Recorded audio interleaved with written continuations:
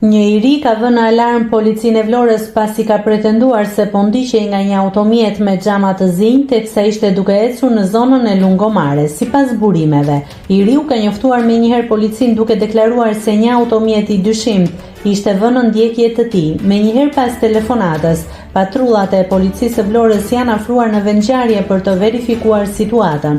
Pas raportimit dhe verifikimeve të kryera, rezultoi se automjeti në fjalë ishte i policisë së shtetit, i cili po patrullonte zonën me një mjet pa logo zyrtare.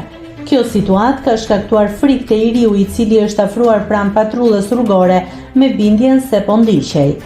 Fatmirësisht gjithçka është sqaruar brenda një kohe të shkurtër dhe nuk ka pasur incidente të tjera. Nëse klikoni mbi butonin subscribe, do t'ju shfaqen të gjitha publikimet tona. Ju ftoj t'i bëni subscribe kanalit, të pëlqeni videot dhe të lini komentin tuaj.